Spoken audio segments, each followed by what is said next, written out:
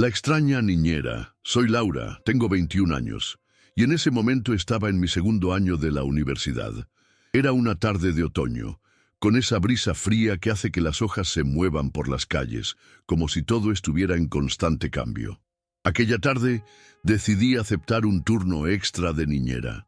La familia para la que solía cuidar a sus hijos me había llamado porque la niñera habitual no podría ir, y yo, que necesitaba algo de dinero, no lo pensé dos veces. Nunca había tenido problemas con esa familia. Vivían en un vecindario tranquilo, en una casa grande, de esas que parecen sacadas de una película, con un jardín enorme y una entrada que se perdía entre la oscuridad de la tarde.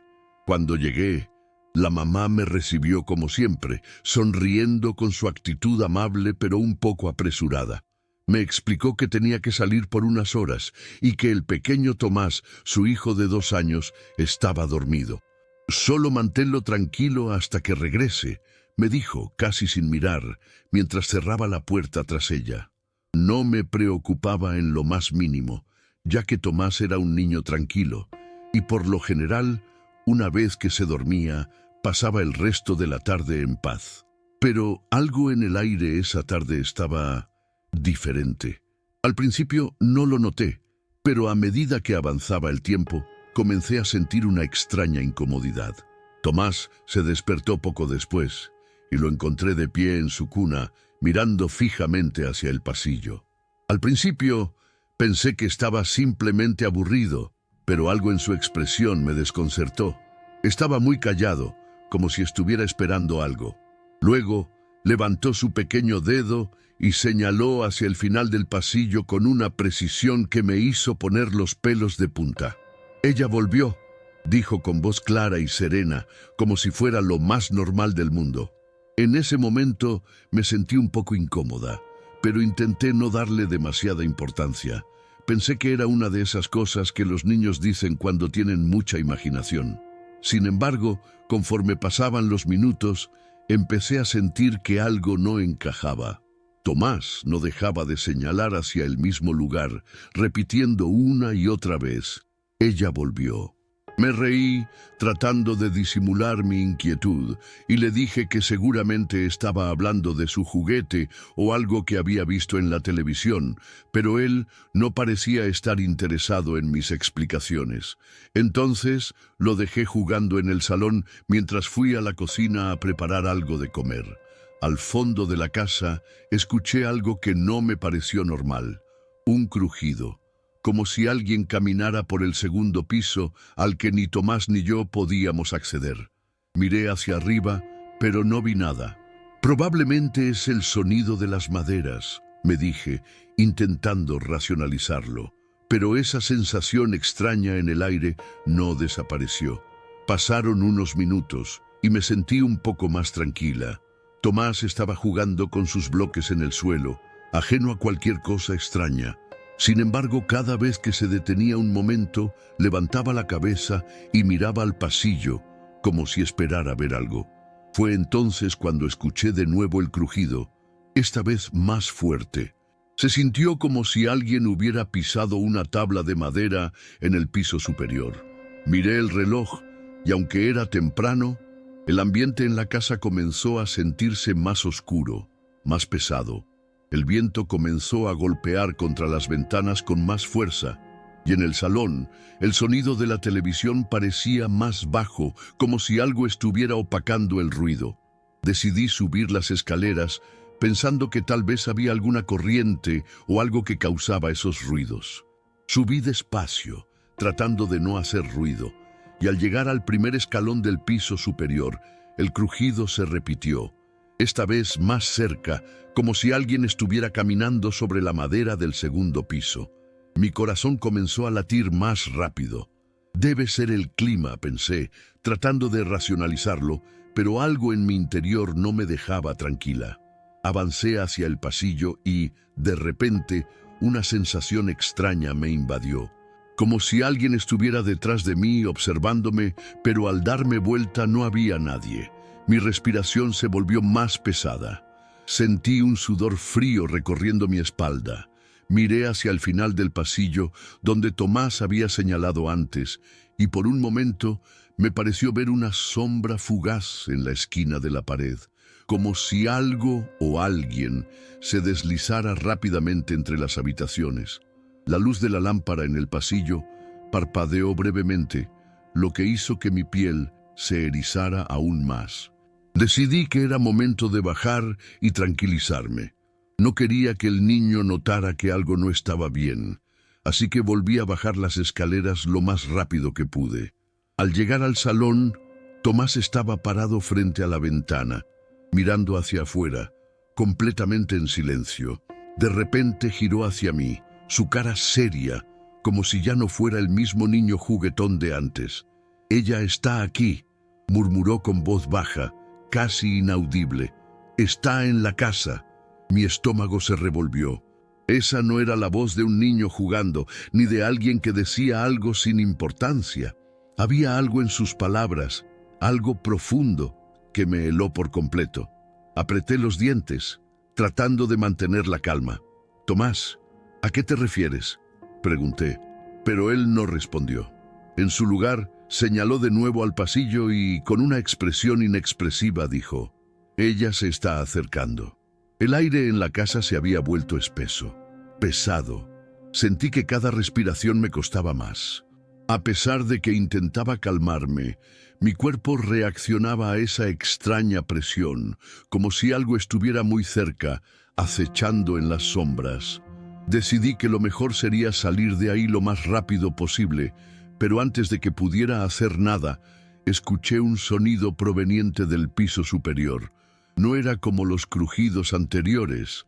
Esta vez sonaba como si alguien estuviera moviéndose entre las habitaciones de manera deliberada, caminando de un lado a otro, como si buscara algo o alguien.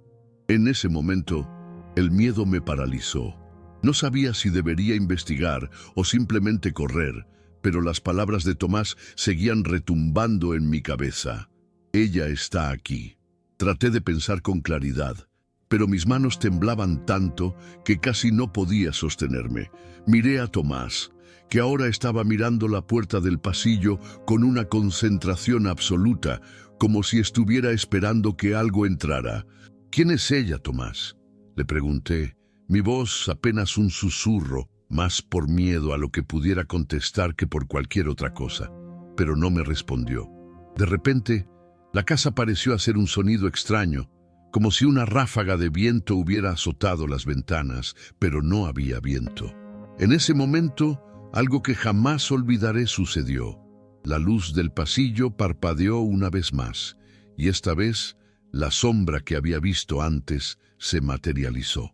La sombra no era un simple juego de luces o una ilusión. Era como si algo o alguien estuviera realmente allí, moviéndose de un lado a otro con una velocidad inquietante. Mi primer impulso fue correr hacia la puerta y salir de la casa, pero algo me detuvo. Tomás, con los ojos más abiertos que nunca, comenzó a caminar lentamente hacia el pasillo, como si estuviera guiado por algo invisible. «Ella te quiere», murmuró, y algo en su voz, algo tan serio y profundo, me hizo el corazón latir más rápido. En ese momento, un escalofrío recorrió mi cuerpo y no pude evitar el impulso de seguirlo, como si de alguna manera estuviera conectada con lo que estaba ocurriendo. De alguna manera, me encontré subiendo nuevamente las escaleras, siguiendo a Tomás, que parecía caminar sin ningún miedo, como si fuera un niño completamente normal. Pero yo sabía que algo no estaba bien. Al llegar al segundo piso, el aire era más frío. Podía ver mi aliento en el aire, aunque no había ninguna razón lógica para ello. La luz de las lámparas parpadeaba de manera intermitente y en el fondo del pasillo la sombra ahora parecía más grande, más definida, como una figura humana, aunque no podía ver detalles claros. Al dar un paso más, el crujido de las maderas en el piso se hizo mucho más fuerte, casi ensordecedor. Y entonces, una voz suave, casi susurrante, proveniente de la oscuridad, dijo: «Vete». En ese instante, El pánico se apoderó de mí por completo. No sabía si debía correr o quedarme quieta, pero todo mi cuerpo me gritaba que me fuera, que algo muy malo estaba a punto de suceder. Miré a Tomás, que seguía avanzando sin mostrar miedo, como si esa voz, esa presencia, fuera algo natural para él. Pero yo no podía moverme. Mi mente estaba atrapada entre la razón y el terror. La voz en la oscuridad sonó de nuevo, esta vez más cerca, más clara. Vete, no puedes quedarte. Sentí un sudor frío recorriendo mi frente mientras veía, paralizada, cómo la sombra en el pasillo comenzaba a moverse hacia mí. No era humana. Su forma era como una masa oscura, etérea, pero a la vez pesada, como si el aire alrededor se volviera más denso. Finalmente, algo dentro de mí reaccionó. Sin pensarlo más, grité el nombre de Tomás, tomando su pequeño brazo y tirando de él hacia atrás, hacia las escaleras. El niño no se resistió, ni siquiera pareció notar el miedo en mi voz. Era como si estuviera bajo el control de esa presencia, y eso me aterraba aún más. Bajamos las escaleras deprisa, y cuando llegamos al salón, por un momento, todo se volvió completamente silencioso. Miré hacia el pasillo una vez más, y la sombra ya no estaba allí. La casa, de alguna manera, parecía tranquila de nuevo, pero sabía que lo que acababa de suceder no era producto de mi imaginación. Salí de la casa casi corriendo, con Tomás aún en mis brazos, sin decir una palabra. Cuando la mamá de Tomás regresó, no mencioné nada. Simplemente tomé mi pago y me fui, sin mirar atrás. Aún no entiendo lo que pasó esa noche. No sé qué era esa sombra, ni por qué Tomás parecía tan desconectado, como si ya hubiera estado acostumbrado a eso. Desde esa vez no he vuelto a aceptar ningún otro trabajo de niñera en esa casa. Algunas cosas simplemente no se deben tocar. La llamada silenciosa. Hace unos años, cuando mi hijo tenía apenas 6 años, me vi en la necesidad de trabajar en turnos nocturnos. Soy madre soltera, y aunque tengo una buena relación con él, no me gustaba dejarlo solo durante la noche. Entonces, decidí pedirle ayuda a uno de los adolescentes del vecindario que, a pesar de ser joven, siempre había sido muy responsable y de confianza.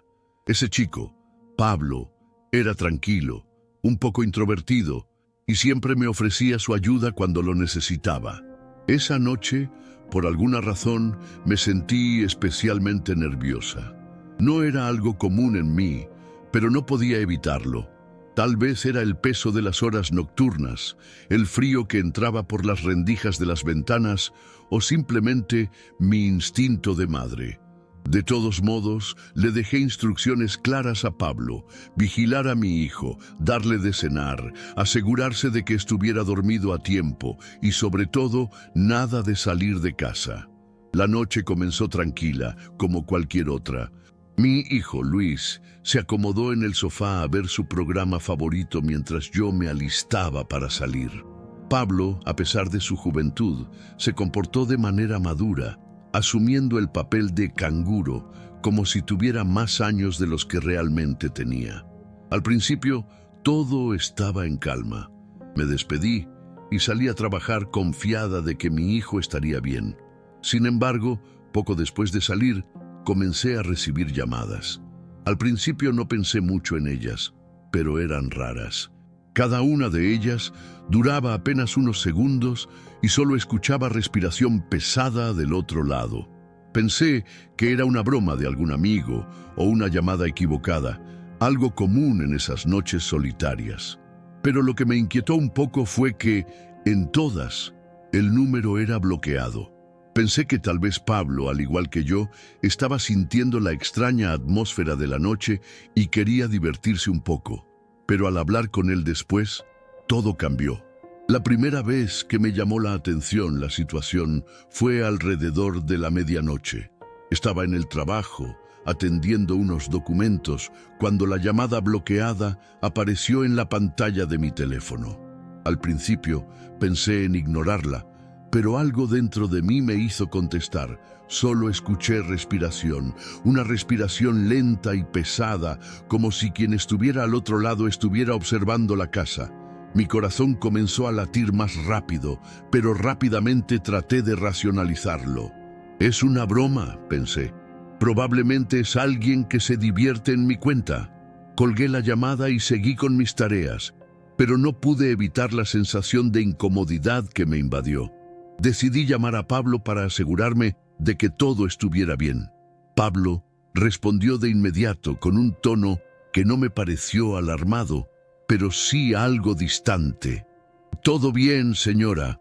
Luis está viendo televisión. No pasa nada raro». Aliviada, le agradecí y le pedí que me avisara si ocurría algo. Sin embargo, la sensación de incomodidad no desapareció.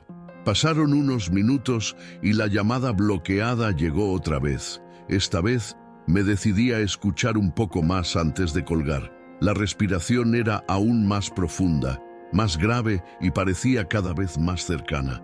Mi piel se erizó, pero antes de que pudiera hacer algo, la llamada se cortó abruptamente. Me sentí mareada, como si un nudo se formara en mi estómago. No me gustaba lo que estaba sintiendo, pero confiaba en Pablo y pensaba que no era nada grave. Solo era paranoia, ¿verdad? A esas alturas ya no podía quitarme la sensación de que algo extraño estaba pasando. Las llamadas bloqueadas no paraban, y aunque intentaba convencerme de que era solo una broma pesada, algo en mi interior me decía que no era así. Traté de mantener la calma, pensando que si las llamadas seguían, lo mejor sería regresar a casa antes de que la situación se volviera incómoda. Pero decidí esperar un poco más. A las 2:30 de la mañana recibí otra llamada. Esta vez no hubo respiración, solo estaba el sonido de algo que raspaba, como si alguien estuviera moviendo algo de manera meticulosa, lento, como si estuviera esperándome, observando mi reacción. Fue un sonido tan perturbador que me costó mucho contener el miedo. Miré mi teléfono y, para mi sorpresa, la llamada había llegado desde mi propia casa. Mi estómago se retorció, el miedo me paralizó. No entendía qué estaba pasando, así que tomé el teléfono fijo de mi oficina y llamé a Pablo otra vez. Le pregunté con voz nerviosa si todo estaba bien, y él respondió casi enseguida, pero su tono era extraño. «Sí, señora, todo está bien. Luis está dormido, nada raro pasa». Algo en su voz no sonaba bien. Parecía un poco acelerado, como si intentara sonar tranquilo, pero había algo en su respiración que me dejó una sensación de angustia. «¿Estás seguro, Pablo?», le pregunté. «Porque me acaban de llamar desde mi casa». Hubo una pausa larga del otro lado. «No sé a qué te refieres, señora», respondió. «La línea fija está desconectada desde hace rato». Mi mente dio un giro inesperado. La línea fija, desconectada. ¿Cómo podía ser? Yo misma la había revisado antes de salir y estaba funcionando. De repente, mi cabeza se llenó de preguntas y mi cuerpo se tensó aún más. ¿Quién estaba llamando desde mi propia casa?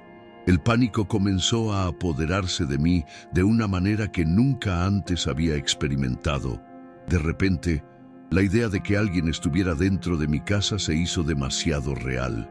Aunque Pablo había dicho que todo estaba bien, no podía evitar pensar que algo estaba sucediendo, algo que no estaba viendo ni escuchando claramente. Sentí que el aire se volvió más denso y mi mente se llenó de pensamientos oscuros. Miré mi reloj y vi que ya era casi la 1:30 de la madrugada. Tenía que hacer algo, no podía quedarme quieta esperando una nueva llamada. Decidí salir del trabajo antes de lo previsto. En ese momento, el sonido de la respiración en el teléfono se había transformado en algo mucho más inquietante. Ya no era solo la respiración pesada, sino una especie de susurro sordo, como si alguien estuviera hablando en voz baja, pero incapaz de pronunciar palabras claras. Esto ya no era una broma. Esto ya no era solo mi paranoia. Cuando llegué a casa, la puerta estaba cerrada como la había dejado. Nada parecía fuera de lugar, pero había algo en el aire que me hizo dudar de todo. Mi corazón latía con fuerza y mi mente estaba llena de dudas. Si la llamada había sido desde la línea fija desconectada, entonces, ¿cómo podían haberme llamado? Recordé entonces que había desconectado la línea durante el día debido a que la tarifa telefónica había subido, pero esa noche nunca la volví a conectar. ¿Cómo podían llamarme desde un teléfono que ni siquiera estaba conectado?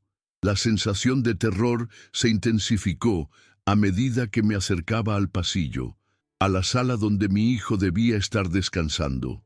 La puerta estaba cerrada, pero no podía evitar la sensación de que algo no estaba bien. A lo lejos escuché el sonido de algo arrastrándose. Era suave, pero suficiente para helarme la sangre. Mis pasos se hicieron más rápidos, y la voz de Pablo, asegurándome que todo estaba bien, resonaba en mi mente, pero cada vez más débilmente. Cuando abrí la puerta del cuarto de Luis, lo que vi hizo que el aire dejara de entrar en mis pulmones. Al abrir la puerta, vi a mi hijo acostado en su cama, tal como lo había dejado antes de salir. Pero algo no estaba bien.